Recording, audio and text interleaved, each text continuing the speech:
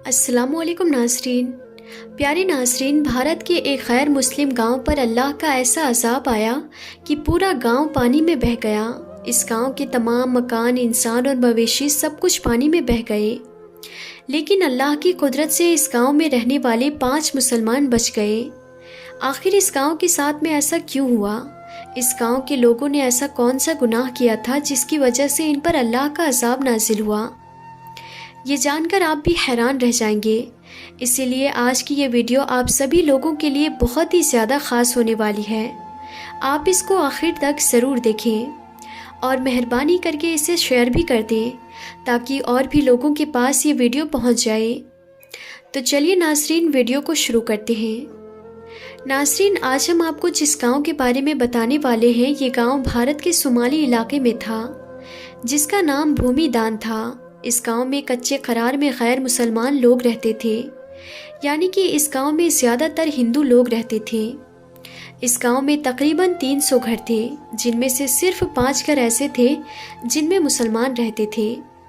باقی 295 گھروں میں ہندو لوگ رہتے تھے، مطلب کہ یہ پورا گاؤں غیر مسلمان لوگوں سے بھرا پڑا تھا۔ اس گاؤں کی ایک خاص بات یہ تھی کہ یہ پورا گاؤں بہت ہی خوشحال تھا۔ اللہ نے ان کو طرح طرح کی نعمتوں سے نواز رکھا تھا۔ اس گاؤں کے زیادہ تر لوگ قریب کے شہروں میں اپنا کاروبار کیا کرتے تھے۔ اگر کبھی کسی ہندو گھر کو مالی مشکلات کا سامنا ہوتا تو گاؤں میں رہنے والے دوسرے لوگ مل کر اس کی مدد کر دیا کرتے تھے تاکہ اس گاؤں کا ہر ہندو شخص خوشحال رہے۔ وہیں دوسری طرف اس گاؤں میں جو 5 مسلمان گھر تھے وہ بڑی مفلسی اور غربت کی زندگی گزار رہے تھے۔ غیر مسلم لوگ انہیں تشدد کا نشانہ بھی بناتے تھے اور ان پر جھوٹے الزام بھی لگاتے تھے۔ بھومی دان نام کی سندھو گاؤں میں ایک چھوٹی سی مسجد بھی تھی جس میں اکثر تالا لگا رہتا تھا۔ کبھی کبھار اگر کوئی مسلمان ہمت کر کے اس مسجد میں چلا جاتا تھا تو وہ نماز ادا کر لیتا تھا۔ ایک بار ایسا ہوا کہ چند مسلم مسافروں کا اس گاؤں کے قریب سے گزر ہوا۔ یہ مسلمان نہ صرف مسافر تھے بلکہ بہت بڑے تاجر بھی تھے۔ یہ ہر روز اپنا مال دوسرے شہر میں بیچنے جایا کرتے تھے۔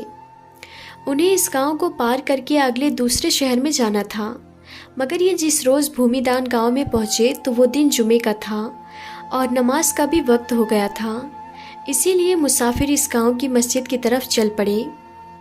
بھومی دان گاؤں کے لوگوں نے جب بڑے شان سے مسافروں کو مسجد کی طرف جاتے ہوئے دیکھا تو وہ سب لوگ عام کے چوراہے پر اکٹھا ہو گئے۔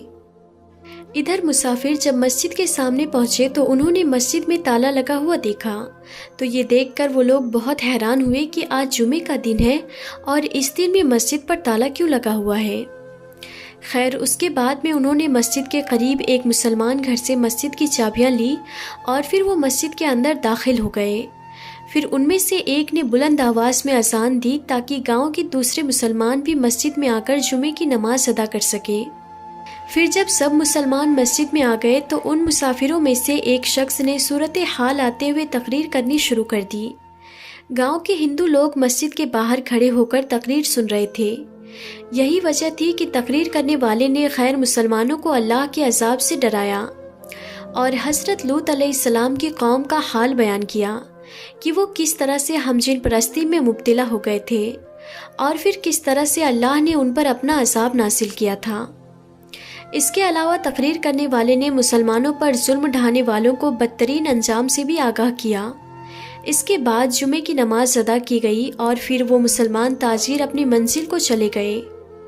اب ادھر بھومی دان گاؤں کے ہندو لوگوں نے جو تقریر سنی تھی وہ بجائے مسلمانوں سے اچھا سلوک کرتے ان میں تو اور زیادہ خرابی پیدا ہو گئی۔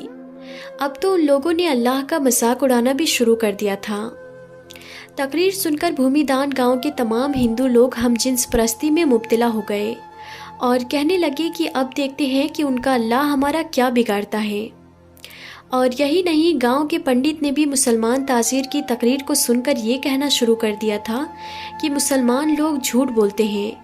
مرد کا مرد سے جنسی لطف حاصل کرنا یا پھر عورت کا عورت سے جنسی لطف حاصل کرنا، اس میں کوئی برائی نہیں ہے اور ایسا کرنے سے اللہ ہمارا کچھ بھی نہیں بگاڑ سکتا۔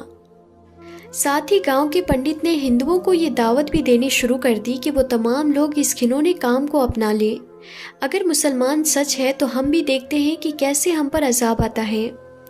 اس طرح سے انہوں نے اللہ کو چیلنج کر دیا۔ ناظرین، اس کے بعد بھومی دان گاؤں کے تمام لوگوں نے پنڈت جی کی بات پر عمل کرنا شروع کر دیا۔ اس گاؤں میں رہنے والے مرد مردوں کے ساتھ میں جنسی خواہش پوری کرنے لگے اور عورت عورتوں کے ساتھ میں لذت حاصل کرنے لگی۔ گاؤں میں رہنے والے ان 5 مسلمانوں نے جب یہ نظارہ دیکھا تو وہ ان لوگوں کو سمجھانے لگے کہ تم لوگ ایسا کر کے اللہ کے عذاب کو دعوت دے رہے ہو، مگر وہ لوگ کہاں ماننے والے تھے۔ وہ تو ان مسلمانوں کی باتوں پر زور زور سے ہنسنے لگے۔ ناظرین، اس کے بعد جب ان لوگوں کے جنسی تعلق حد سے زیادہ بڑھ گئی تو پھر ان 5 مسلم گھروں کے لوگوں نے اس گاؤں سے کہیں اور پر چلے جانے کا فیصلہ کر لیا۔ اب جس دن ان مسلمانوں نے بھومی دان گاؤں کو چھوڑا، اس سے اگلے ہی رات اللہ کا قہر اس گاؤں پر نازل ہو گیا۔ اس سے اگلی ہی رات اس گاؤں کے اوپر ایک بادل پھٹا اور دیکھتے ہی دیکھتے اس گاؤں میں سیلاب آ گیا اور تمام لوگ اپنے مکانوں اور مویشیوں کے ساتھ میں سیلاب میں بہہ گئے۔ اللہ اکبر۔ ناظرین، ان لوگوں پر اللہ کا عذاب تو آنا ہی تھا، کیونکہ ان لوگوں نے اللہ کے عذاب کو دعوت دی تھی۔ ان لوگوں نے اللہ کو چیلنج کیا تھا۔ جب جب کسی قوم نے اللہ کی نافرمانی کی ہے تب تب اللہ نے اپنا عذاب نازل کیا ہے۔ اسی طرح سے جب حضرت لوط علیہ السلام کی قوم نے اللہ کی نافرمانی کی تو ان پر بھی اللہ کا سخت عذاب آیا تھا۔ وہ لوگ بھی اسی طرح سے سیلاب میں بہہ کر غرق ہو گئے تھے۔ اللہ سے دعا ہے کہ اللہ پاک دنیا میں تمام لوگوں کو ایمان کی دولت سے نوازے اور ہم سب کو اللہ اپنا فرما بردار بندہ بنائے۔ آمین یا رب العالمین۔ اب پیارے ناظرین، ہم آپ کو اسی ویڈیو میں ایک اللہ کے ولی کا واقعہ سنانے والے ہیں۔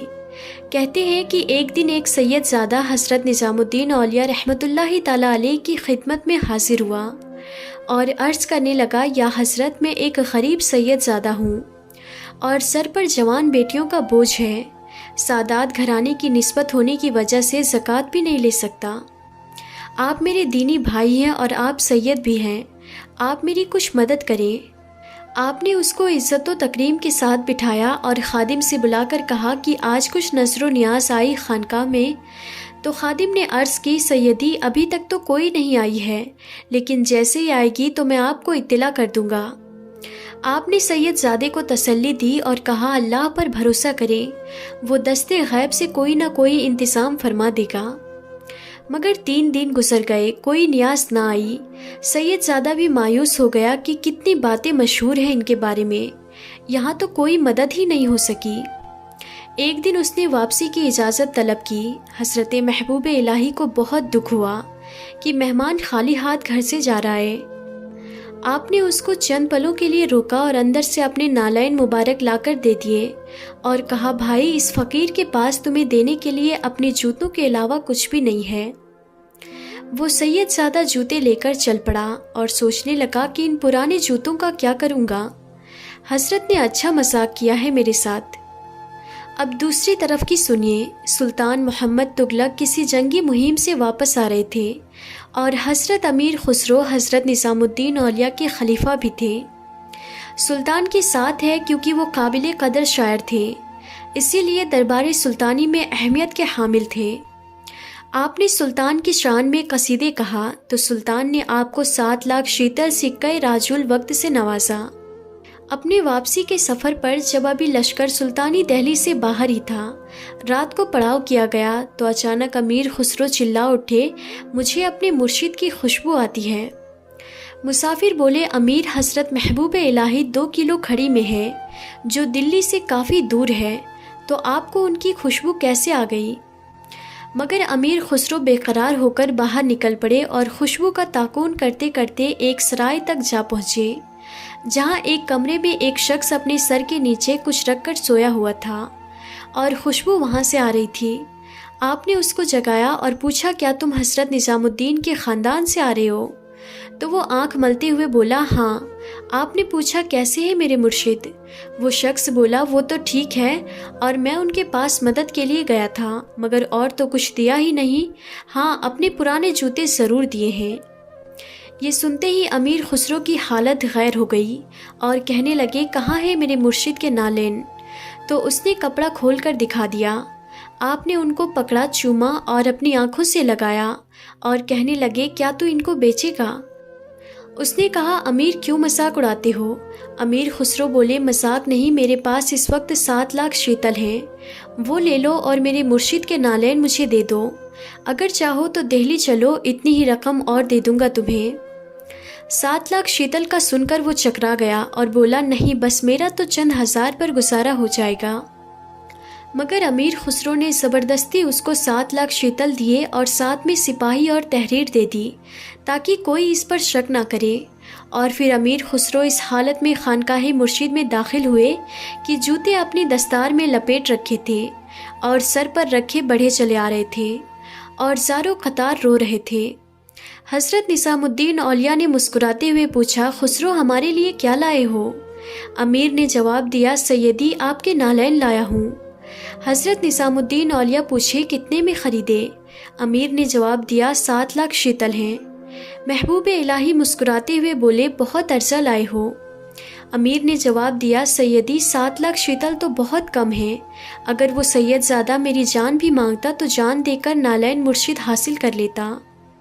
تو ناظرین یہ تھی ان کی اپنے مرشد سے محبت اور حضرت نظام الدین اولیاء کا مقام و معرفت، جس کی وجہ سے ان کو محبوب الہی کہا جاتا ہے۔